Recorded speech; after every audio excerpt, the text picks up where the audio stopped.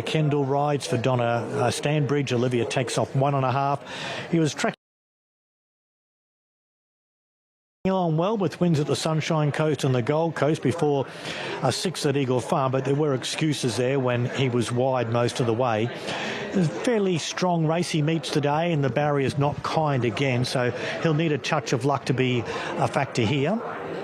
Number 3 is Ton of Grit. Jay Guthman-Chesto rides for Stuart Kendrick.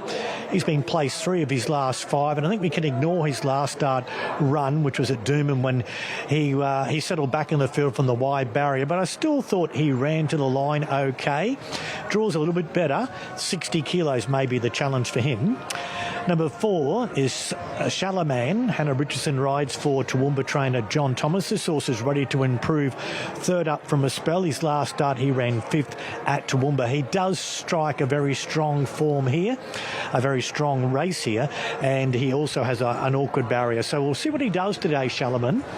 Number 5 is I See You Coming. Trevor Thomas at Gympie trains. Michael Rodd takes the ride. His best effort was 3 runs back when he had barrier 1. He tracked through on the inside and ran 3rd at Eagle Farm behind Mintaka Lad. He's also drawn awkwardly here today. His last start 3rd at Gympie was on the dirt track. I know he's trained there, but I think he's going to appreciate the grass surface. Number 6 is Billionair Baby for Rob Heathcote and Ben Thompson. This horse ran on, I thought, really nicely at Doomben last start, went 4th behind Kodiak. It was a dash home and he made up good ground along the inside. He's having his first start here at Ipswich, and he normally sort of settles midfield. He wouldn't want to be too far off them, but he does have the services of Ben Thompson, but he's in good form. 7 is Micro. Georgina Cartwright and Dow Groves. He's 2nd up from a spell, drawn awkwardly. I'd like to see what he does again today before we come into him. One of our favourites is number 8, Oberoi Princess for Talia Fenlon and Chris and Corey Muntz. She races well here. She resumed and won here back on the 17th of October. She defeated Kate's Tiara, and Party Spirit was 3rd. She's drawn well again today, and she'll be further improved. She looks a major player. Let's go down to number 10. I Am a Marble for Rob Heathcote and Jace McMurray, with Jace taking off 1.5. He hasn't fired in his 2 runs back this preparation. He tied over 1,200 metres last start. He does drop 5.5 kilos here, so I'm looking for improvement. Number 11 is Party Spirit. Emily Lang takes the ride for Rob Heathcote. She resumed with a good 3rd here behind Oberoi Princess. She was trapped 3 wide most of the way and was beaten less than a length. She's got a very nice soft barrier draw. She's down 2.5 kilos. I think this race really suits her. Number 12 is Floss's One. Aidan Thompson and Laurie Mayfield-Smith is our trainer. This horse having its first start for Laurie. Its last start effort was in the Tari Lightning. We're not beaten all that far over the 1,000 metres. She's won 4 races, and they've all been on soft 6 or heavy going. We're on a good 4 track here now, so the track may be a little bit of a worry, but a big watch on the 12. And finally, number 14 is Electric Arrow. Maddie Wishart rides for Kevin Kemp. This horse has drawn barrier 1. Look, its last 2 runs, her last 2 runs have been good. 2nd on Wheatwood Day behind Hidden Melody at Toowoomba. And then she ran 5th behind Kodiak when running home okay. So from barrier 1, I think she gets a nice, comfortable run, and at really big odds, maybe a good value chance. Okay, that was a look at them in the yard. We do have a late scratching, and it's horse number 7, Micro. Now, just as he was going onto the track, he got away from his handler and then completed a circuit of the track. But he's been captured, and he's now heading back to the tie-ups. But he's a late scratching, horse number 7, Micro. Georgina Cartwright is quite okay, but there he is going off very comfortably and happy, Micro.